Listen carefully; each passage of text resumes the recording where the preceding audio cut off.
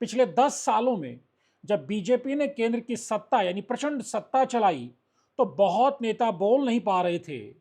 लेकिन लेकिन जब 2024 का लोकसभा चुनाव हुआ और बीजेपी कहां 370 पार के नारे के साथ चली थी और वो 240 पर लोकसभा की लड़ाई का अपना सफर खत्म करती है, तो फिर संघ भी बोलने लगा और तीरथ सिंह रावत भी बोले, बहुत बोले, ऐसा बोले कि मंच पर मुख्यमंत्री पुष्कर सिंह धामी से लेकर प्रदेश अध्यक्ष महेंद्र भट्ट से लेकर प्रभारी दुष्यंत गौतम से लेकर पूर्व मुख्यमंत्री विजय बहुगुणा से लेकर तमाम दिग्गज थे और सामने करीब 1500 के आसपास बीजेपी के पदाधिकारी, नेता, कार्यकर्ता मौजूद थे और खचाखच भरे हॉल में जब एकदम बोलने लगे तीरथ सिंह रावत, फिर उन्होंने क्या क्या नहीं छुआ। उन्होंने बीजेपी के कर्ता धर्ताओं को आईना दिखाया कि जमीन मत छोड़ो यानी कार्यकर्ता को मत छोड़ो, तो बद्रीनाथ उपचुनाव में हुई हार का कारण भी बताया और आगे केदारनाथ में क्या होगा अगर पार्टी नहीं संभली तो ये भी बताया और बहुत कुछ बताया। उसकी पूरी समीक्षा पड़ताल करेंगे, लेकिन पहले आप सुनिए जरा तीरथ सिंह रावत ने किस अंदाज में बीजेपी के तमाम कर्ताधर्ताओं को आईना दिखाया। और मुझे विश्वास है कि वो चुनाव हम जीतेंगे, बशर्ते ऐसा कैंडिडेट हो। आम चुनाव में तो चल जाएगा, किसी को खड़ा कर दो, सांसद में किसी को भी खड़ा कर दो तर जाएगा मोदी जी। लेकिन इस चुनाव को मत माने, उपचुनाव ये मत सोचना ये मोदी जी को तर जाएंगे। अपने को तैरना पड़ेगा, तराना पड़ेगा, प्रयत्न पड़ेगा पूरी तरह से। भारत माता की। देख लिया, मैंने कहा था, मैंने इस विषय को कहा था, पहले ही कह चुका था। अब मैंने आपके सामने भी कह दिया, मैंने कहा था, सोच लो। इसलिए ऐसे करके सबसे राय मशवरा लेकर के बातचीत करते हुए थोपने का काम मत करना। भारत माता की जय। अब तो जनता आगे बढ़ गई, हम पीछे हो गए भैया। नेता तो बहुत पीछे हो गया है, जनता आगे बढ़ गई है। फिर उसके साथ साथ कार्यकर्ता चल रहा है, मेहनत कर रहा है। इसलिए हमारे यहाँ कहते हैं ना, नेता आधारित नहीं, कार्यकर्ता आधारित। ये हम जो बैठे हैं ये कोई नेता नहीं, बड़ा आदमी नहीं, दायित्व। आज तू है तो कल मैं हूं, आज मैं हूं तो कल तू है। कब से पीछे वाला यहाँ बैठ जा, यहाँ वाला पीछे बैठ जाए, कोई पता नहीं। अहम नहीं आना चाहिए, भूल जाओ। कहीं भी बैठो, ये जमीन मत छोड़ो, ये कार्यकर्ता मत भूलो, जमीन मत छोड़ना। जमीन ये है।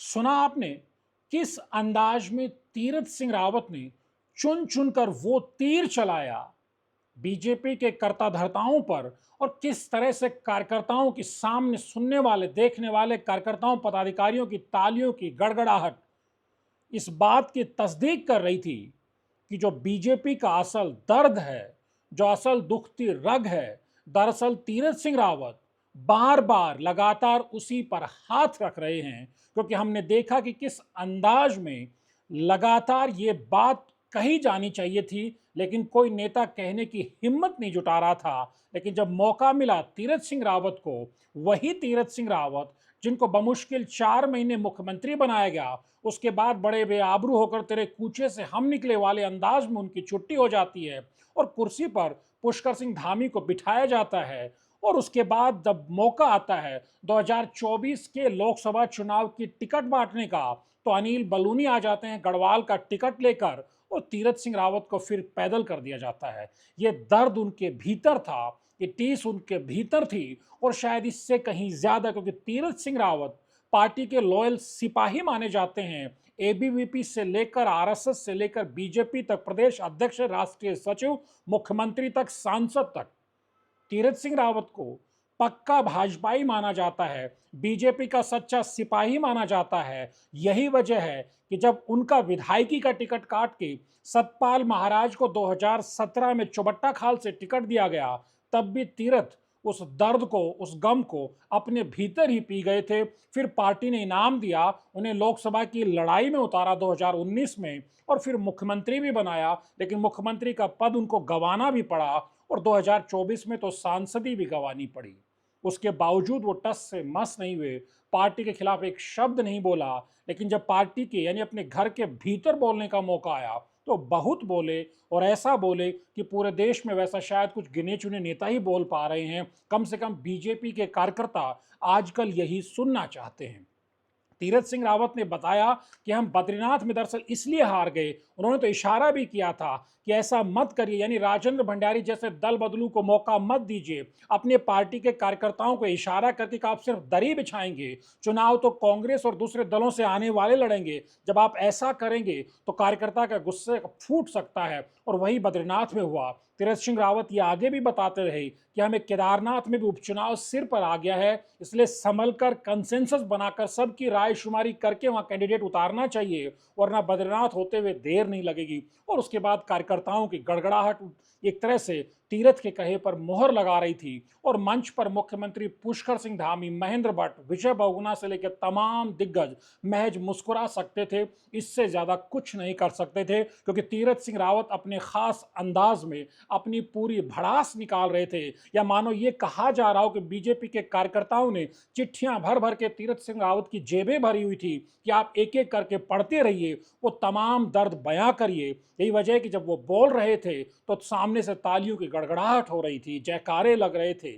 ये बताता है बीजेपी के भीतर किस तरह से कार्यकर्ताओं में कसमसाहट है। जब महेंद्र भट्ट ये दावा करते हैं कि कांग्रेस का कोई भी विधायक इस्तीफा देकर बीजेपी के सिंबल पर चुनाव लड़ेगा तो उन्हें हम शर्तिया विधानसभा में भेजेंगे, तब कल्पना करिए बीजेपी को सीट पर काम करने वाले कार्यकर्ताओं पर क्या गुजरती होगी। और जब ऐसा राजेंद्र भंडारी के साथ हुआ तो बीजेपी के बद्रीनाथ के कार्यकर्ताओं का दर्द था जो चुनाव में फूटा, और राजेंद्र भंडारी बुरी तरह से हार गए। यानी इशारा जिस अंदाज में तीरथ सिंह रावत ने किया वो दरअसल पूरे उत्तराखंड बीजेपी का हाल है। बीजेपी के लिए संभलने का मौका है, जो तीरथ सिंह रावत ने एक तरह से अपने बयान के जरिए, अपने भाषण के जरिए मैसेज देने की कोशिश की। उन्होंने साफ कहा कि ये प्रधानमंत्री नरेंद्र मोदी का, यानी ये आम चुनाव नहीं है। तीरथ सिंह रावत ने अनिल बलूनी, त्रिवेंद्र सिंह रावत और बाकी चाहे फिर अजय टम्टा, अजय भट्ट और रानी राज्यलक्ष्मी शाह हो, उन सबको भी इशारा किया, उन सबको भी एहसास कराया, आईना दिखाया कि आप अगर संसद पहुंच गए तो ऐसा मत सोचिए कि आपने बहुत बड़ा कोई तीर मार लिया, क्योंकि आम चुनाव में तो मोदी नाम लेकर के कोई भी तैर जा रहा है। लेकिन उन्होंने बीजेपी के कर्ता धर्ताओं को बताया कि जब उपचुनाव आएगा तब आपको हाथ पैर चलाने पड़ेंगे, तब मोदी नाम काम नहीं आएगा। यही वजह है कि बद्रीनाथ और मंगलोर में मोदी नाम काम नहीं आया। यानी किस तरह से आईना दिखाया। और सबसे लास्ट में वो कहते हैं कि कार्यकर्ता को हमें समझना पड़ेगा, क्योंकि जनता बहुत आगे निकल गई। वो फिर आईना दिखाते हैं कि गलत फहमी में मंच पर बैठे नेता न रहें कि वही सब कुछ हैं। उन्होंने कहा कि आपको दायित्व मिला है, आज आपको दायित्व मिला है, कल मुझे मिला था, परसों जो सामने आखिरी पंक्ति में बैठा हुआ बीजेपी का कार्यकर्ता है उसे भी ये दायित्व मिल सकता है, वो मंच पर हो सकता है और हम आखिरी पंक्ति में हो सकते हैं। यही बीजेपी की रीत नीत है। वो बिल्कुल सही कह रहे थे। एक समय उनको मुख्यमंत्री बनाया जाता है, फिर उनको बाद में आखिरी पांत में बिठाया जाता है। ये आईना वो मुख्यमंत्री पुष्कर सिंह धामी से लेकर के जो आज सत्ता में बैठे तमाम मंत्री हैं उन सबको दिखा रहे थे कि हमें कार्यकर्ता को तवज्जो देनी पड़ेगी, क्योंकि कार्यकर्ता हमारी असल जमीन है। उसी की जमीन पर जब हम खड़े होते हैं तो हम सत्ता तक पहुंचते हैं। इसके अलावा भी उन्होंने सबसे बड़ी बात उन्होंने ये कही कि कार्यकर्ता को हिम्मत नहीं हारनी चाहिए, और उन्होंने बीजेपी के नेताओं को ये कहकर भी आईना दिखाया, यानी एक तरह से बीजेपी की रीति नीति वाले तमाम नेताओं को, रीति नीति बनाने वाले तमाम नेताओं को, रणनीतिकारों को, थिंक टैंक को आईना दिखाया कि जनता बहुत आगे निकल गई है, हम पीछे छूट गए हैं। दरअसल ये बीजेपी की वो दुखती रह गए, क्योंकि जिस अंदाज में बीजेपी राहुल गांधी को पप्पू पप्पू बनाती रह गई, और आज राहुल गांधी लोकसभा में जिस अंदाज में बीजेपी पर आक्रामक तेवर के साथ हमला करते हैं, ये बीजेपी को सोचने के लिए मजबूर कर रहा है कि आखिर कहीं वो पीछे तो नहीं छूट गई। यही वजह है कि तीरथ सिंह रावत ने कहा कि हम नेता पीछे छूट गए हैं, कार्यकर्ता तो जमीन पर मेहनत कर रहा है लेकिन जनता बहुत आगे निकल गई है। क्या बड़ा सवाल यह है कि जो कार्य समिति में तीरथ सिंह रावत ने जो बयान दिया, जो पूरे सोशल मीडिया पर वायरल हो रहा है, लेकिन कम से कम बीजेपी के कार्यकर्ताओं को दर्द है, वो जो सामने तीरथ सिंह रावत के बहाने फूटा है तमाम नेताओं के, क्या उसको केदारनाथ में जब प्रत्याशी का चयन होगा तब बीजेपी के जो कर्ता धर्ता हैं, जो बीजेपी के रणनीतिकार है, उस पर अमल करते नजर आएंगे या फिर वो इसी अंदाज में चलते नजर आएंगे? क्योंकि बद्रीनाथ और मंगलौर ने ठोकर तो बहुत बड़ी मारी है। क्या पता तीरथ सिंह रावत के कहने के बाद, तीरथ सिंह रावत के आईना दिखाने के बाद जो बीजेपी के प्रदेश के कर्ता धर्ता हैं वो अब केदारनाथ तक आते आते संभल जाएं। तनुज अड्डा के वीडियोज को लाइक कीजिए, शेयर कीजिए और चैनल को सब्सक्राइब करना मत भूलिए। नमस्कार।